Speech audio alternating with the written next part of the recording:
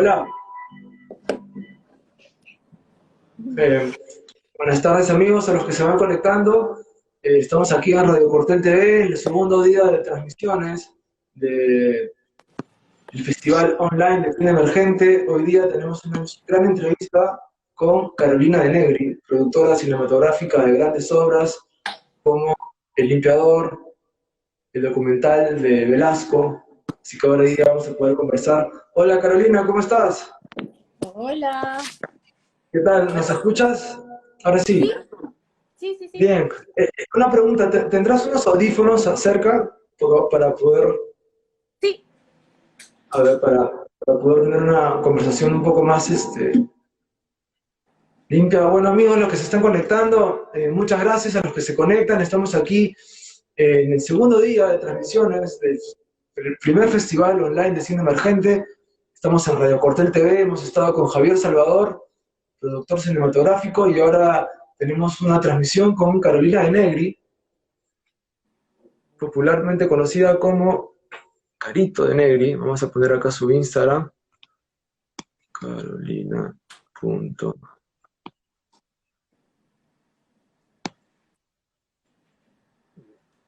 De Negri.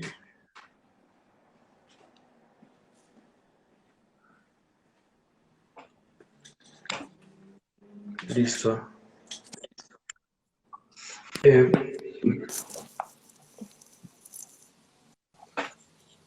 A ver.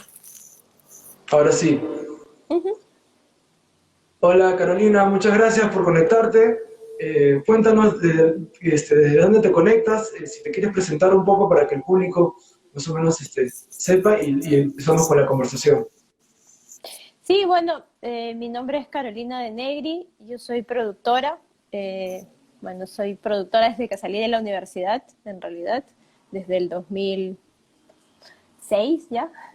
Y nada, bueno, estoy en mi casa, chambeando. Y nada, gracias por la invitación y bueno, para conversar de lo que pueda ayudar a, a los demás a animarse a hacer cine. Claro que sí. Cuéntanos, ¿cómo fue los inicios? ¿No? Nos comentabas pues que has sido productora desde que saliste de la universidad. ¿Cómo sí empezó el bichito por hacer cine? Desde niña ya era algo que te gustaba contar historias. ¿Cómo fue? ¿Te acuerdas cuándo fue la primera película que te inspiró a decir, wow, yo quiero ser parte de esto? Bueno, creo que en la universidad fue por impulso de uno de mis jefes de práctica. Yo estudié en la Universidad Católica y bueno, entré a hacer producción desde los primeros trabajos, un poco sin saber qué estaba haciendo. Eh, Mi primer jefe de práctica fue Sandro Méndez, que ahora trabaja en producción de televisión. Y, y nada, él me dijo como, preguntaron quién podía hacer producción y yo no me apunté porque no era algo que tuviera claro en mi cabeza qué implicaba. Pero Sandro se puso como atrás mío y me levantó él la mano a mí, ¿no? Y la profesora como que puso mi nombre en la pizarra y yo me asusté porque dije no tengo idea de qué voy a hacer, porque no es lo que siempre haces, sigue haciendo lo que siempre haces y todo va a estar bien.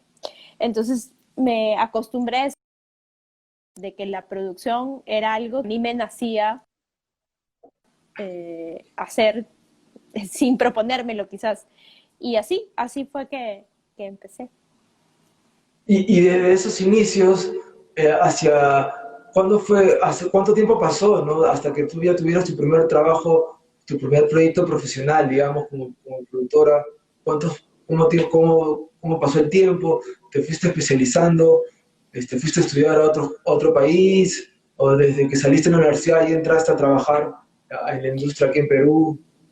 Pucha, creo que en verdad tuve mucha suerte de que el grupo con el que yo egresé era un grupo bastante, no sé, prolífico en su trabajo, ¿no? Yo empecé a trabajar en mis propios proyectos desde que salí de la universidad, ¿no?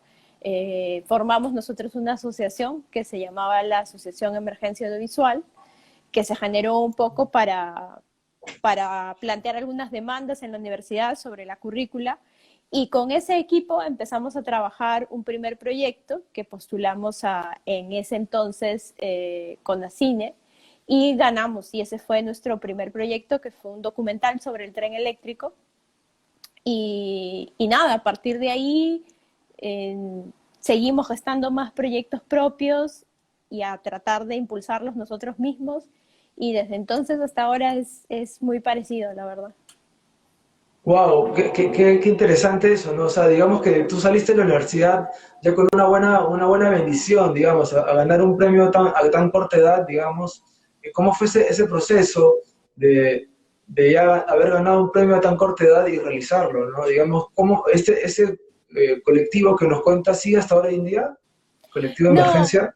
no, la Asociación Emergencia Audiovisual se deshizo, éramos bastantes, o sea, éramos como Saludos, muchos, abuelito. pero de ahí afortunadamente se desprendieron otras, digamos, otras iniciativas como la Asociación Mercado Central, que sigue haciendo documentales con Ujú. compañeros con los que yo compartí esta primera experiencia, como Carlos Sánchez, Sofía Velázquez.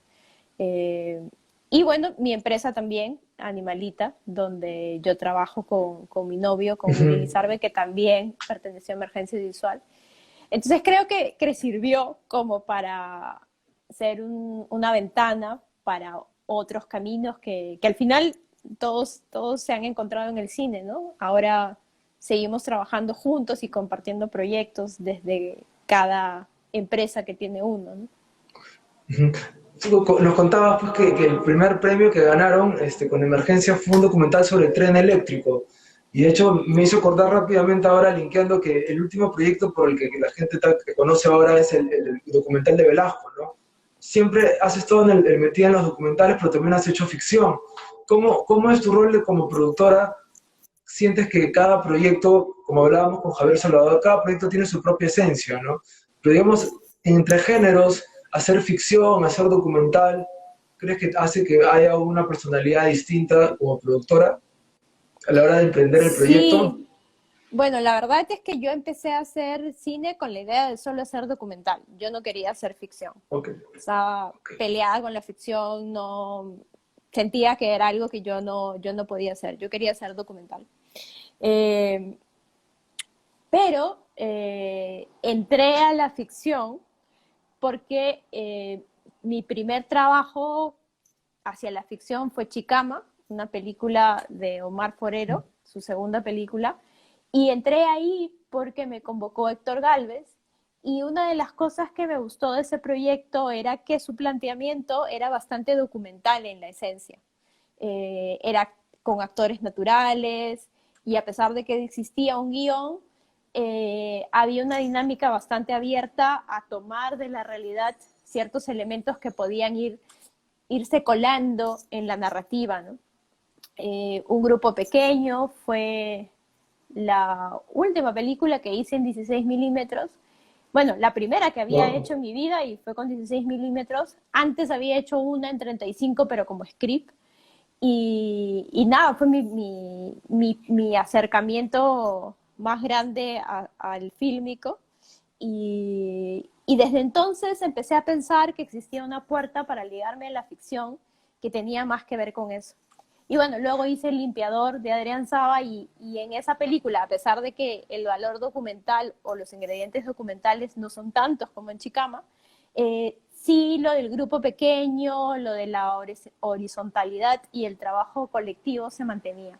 Y eso creo que es hasta ahora lo que me vincula en realidad al cine, ¿no? No me gusta hacer publicidad, no hago publicidad, no puedo. Ujú, ujú. eh, eh, y me gusta manejar películas en las que puedo tener un trato horizontal y un trabajo creativo colectivo con la gente, ¿no? Eso es como lo que creo que me quedó de mi primer impulso hacia el cine cuando quería hacer documental. Y bueno, y ahora con la Revolución en la Tierra, ese vínculo se ha renovado, digamos, ¿no? Me gusta el contacto con la gente, la posibilidad de conocer historias personales que son universos propios también.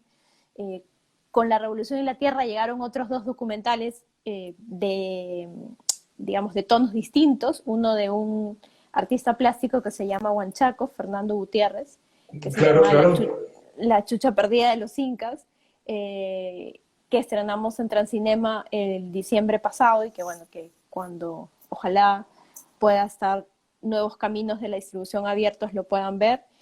Y el otro documental que está por acabarse, justamente de Sofía Velázquez, de la Asociación Mercado Central, que todavía está en postproducción. Entonces, digamos que hay una combinación en mi vida de documental y ficción que se ha hecho más frecuente en estos últimos años. Y claro, y acentuadas en un tipo de ficción, digamos que por ahí comparta ciertas similitudes con los rodajes de documental, ¿no?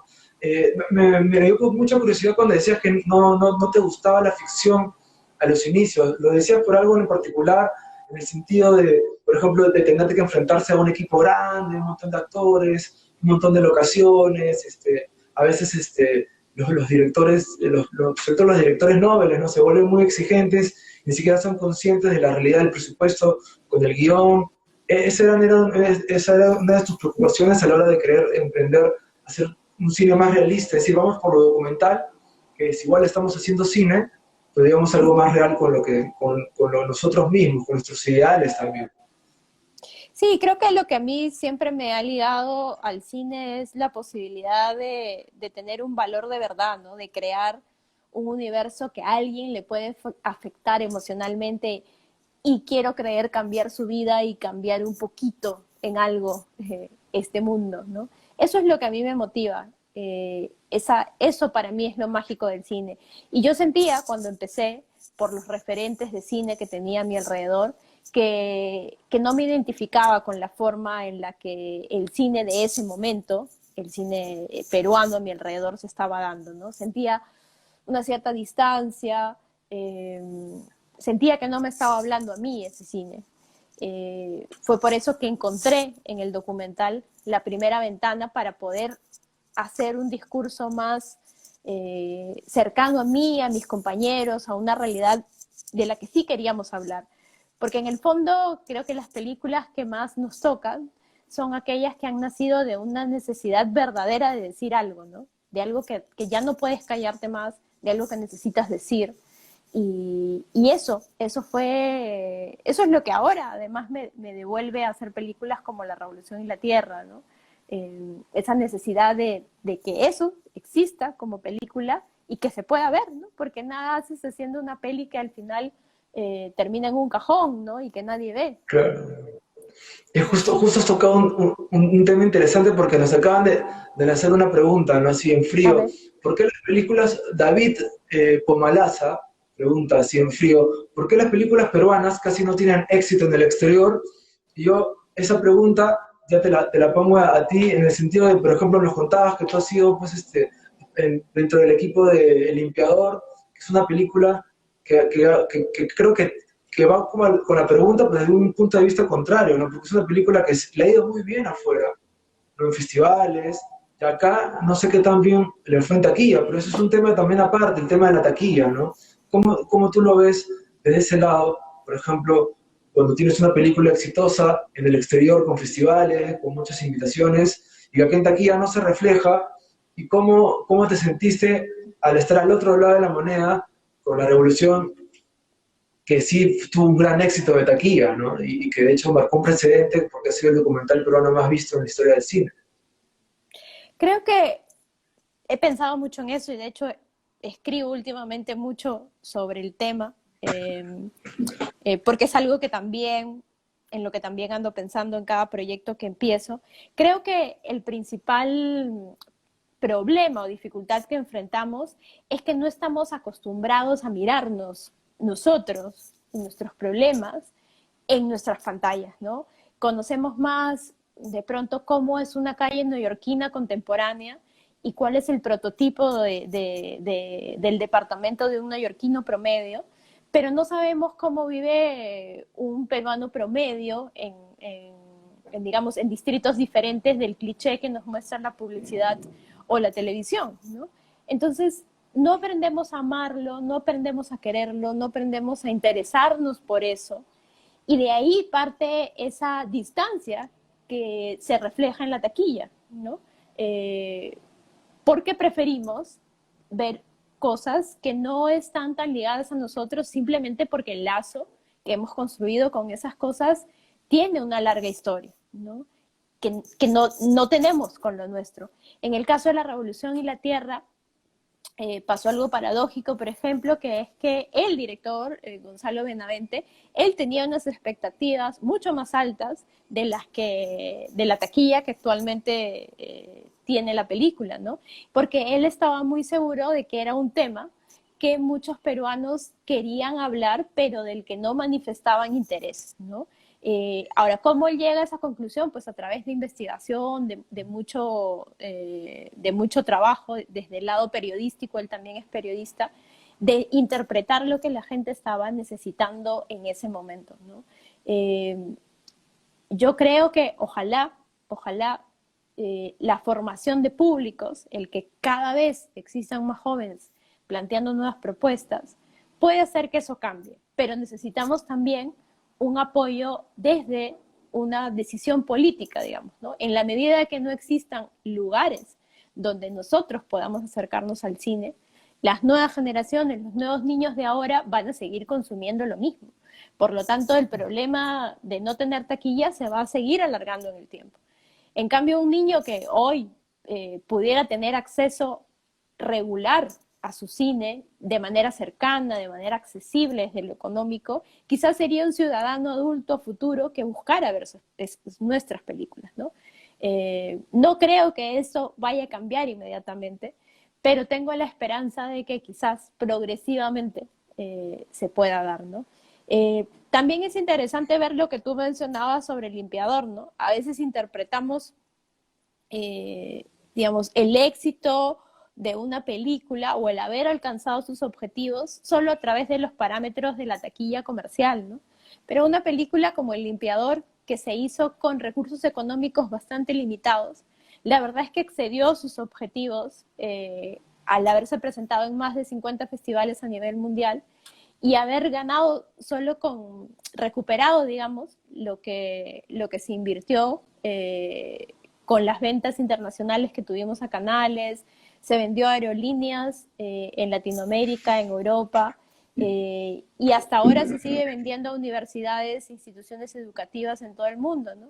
Y a pesar de que los fees en esos festivales o centros educativos no son muy altos, multiplicados en el tiempo y por tantas unidades, resulta definitivamente una respuesta positiva a la inversión que en su momento se hizo, ¿no? Entonces, yo no considero en una película como El Limpiador, que a pesar de su tamaño, sea un fracaso. Creo que eso hay que medirlo en la medida de lo que uno invierte y los objetivos que uno quiere alcanzar, ¿no?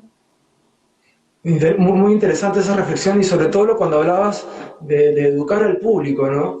Porque de hecho yo lo vengo conversando, nosotros como sociedad hoy en día, si estamos como estamos, es porque también nos han acostumbrado, nos han educado de una manera en la que la vida representaba despertarte, desayunar, estudiar, trabajar, al mediodía a almorzar, y luego seguir trabajando hasta llegar a la noche, dormir, llegar al viernes, el fin de semana, y así era en un loop constante, y eso iba a una velocidad cada vez más impresionante, con el internet, con la tecnología, íbamos a una velocidad tan rápido que no nos habíamos educado a escucharnos a nosotros mismos. Por eso es que obviamente los artistas logran conectar con la gran masa, porque son las personas que se escuchan a ellos mismos y representan las emociones de una sociedad, ¿no? ¿Cómo crees que va el futuro educando en el sentido al espectador con las nuevas plataformas, ¿no? Como festivales como el de ahora es online, donde el acceso es libre? Digamos, hay plataformas como Retina Latina en Colombia, que es una plataforma del Estado, ¿no? Que incentiva el acceso a los nuevos los trabajos audiovisuales. Es algo que aquí todavía, la semana pasada se firmó un estado de emergencia cultural, ¿no? Entonces, ya tú como agente, que ya has hecho películas, que ya has estado en festivales, que ya has hecho taquilla, ¿cómo ves esto? Digamos, ¿qué ideas se te ocurren? ¿Cómo se está replanteando desde tu propia visión? Por ejemplo, me imagino que todos los proyectos que tenías para este año se cancelaron. ¿no? Entonces, ¿cómo lo has replanteado? ¿Cómo es el trabajo a distancia? No sé si nos pudieras contar un poquito de eso. Sí, bueno, definitivamente este es un año que nos ha golpeado bastante, no solo al sector audiovisual, sino al arte y a la cultura en general, ¿no? Eh, yo vengo trabajando en dos proyectos este año. Uno, que es una película de Alejandro Smol, que se llama Sin Fortuna, que grabamos el año pasado, pero que una etapa quedó pendiente para este año, porque la película tiene que ser grabada en invierno. Entonces todo el invierno pasado no nos alcanzó, porque su diseño de producción, digamos, no es un diseño de producción en el que se graba de corrido, todos los días seguidos, sino que respondía un poco a ciertos elementos, digamos, del contexto, ¿no? Entonces, se nos quedó una parte por filmar.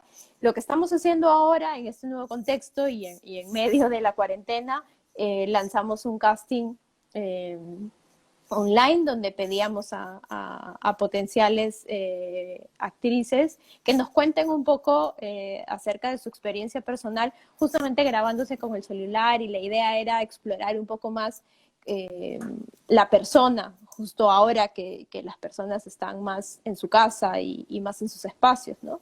Eso fue una primera cosa que exploramos y ha resultado bastante bien. Y con las otras películas, bueno, hay algunas que definitivamente se pueden adaptar, hay cosas que se pueden migrar, hacer grabaciones de otro tipo, pero va a haber películas que no fueron gestadas para eso y que van a tener que esperar, lamentablemente, ¿no? Eh, Sin embargo, claro, creo que es momento, de hecho, ahora que se ha aprobado el fondo de mitigación, a través del Ministerio de Cultura, lo que nos toca justamente es proponer, ¿no? Proponer escenarios en los cuales podamos reactivar nuestro sector a partir del trabajo que ahora podemos hacer. No es fácil, porque hay que imaginar escenarios desde la distribución, la creación de plataformas, de pronto, como tú dices, ¿no?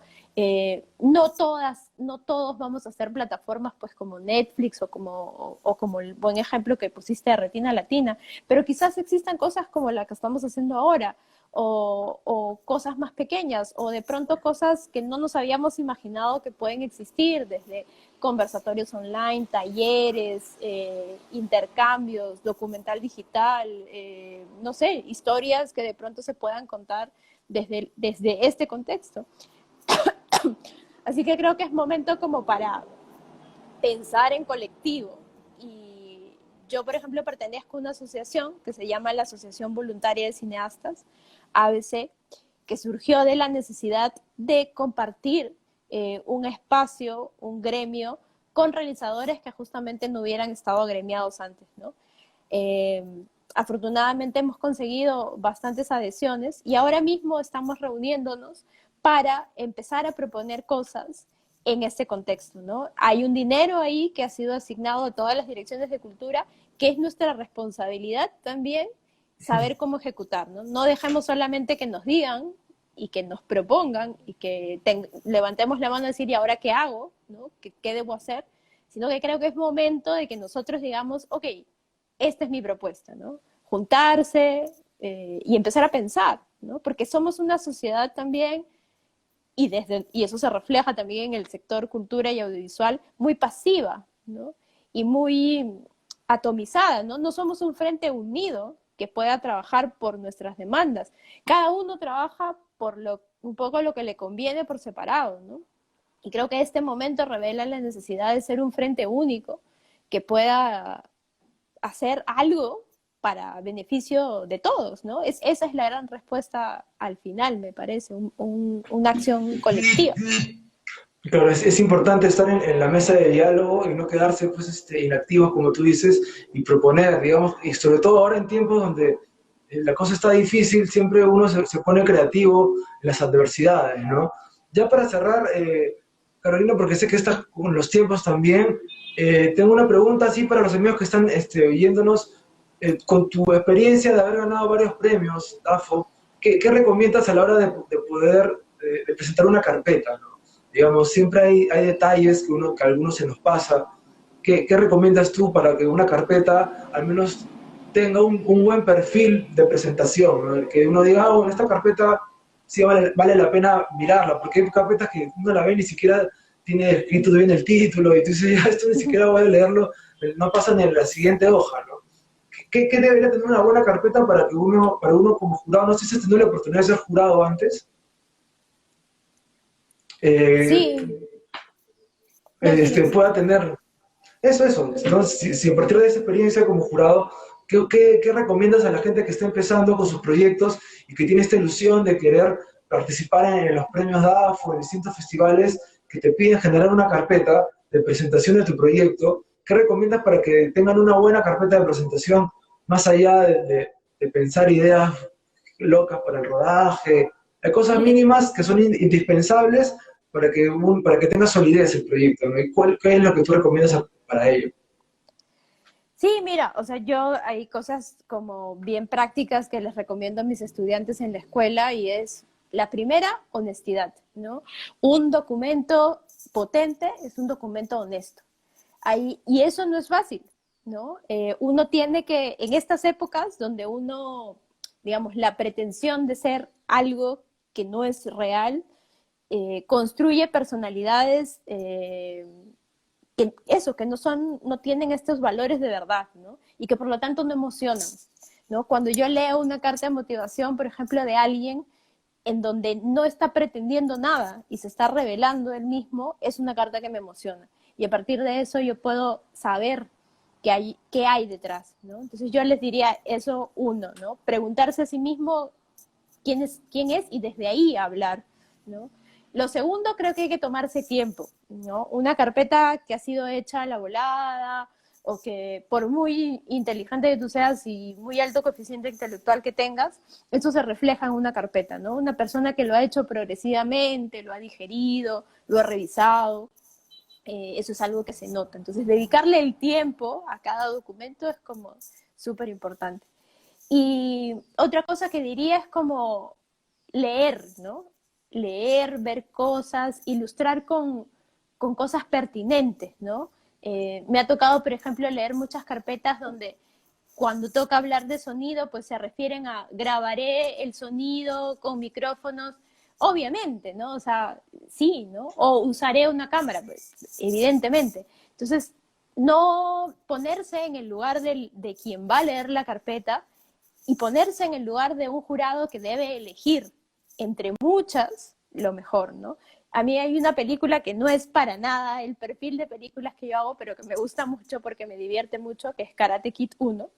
Y yo siempre recurro a ella cuando hago mis carpetas de postulación, porque creo que el espíritu cuando uno concursa es el de competir, ¿no? Y uno compite con todo lo que tiene. Uno no compite para perder, uno compite para ganar.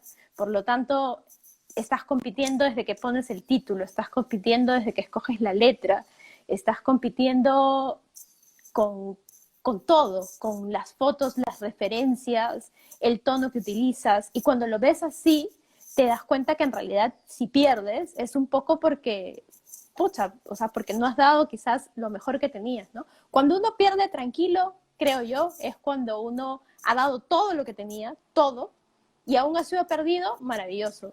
Perdiste como con dignidad y elegancia, ¿no? Pero si no, la verdad es que es triste, porque quizás hubieras podido haber ganado, solo que no le has dedicado el tiempo, no has sido honesto o no has investigado lo suficiente, ¿no?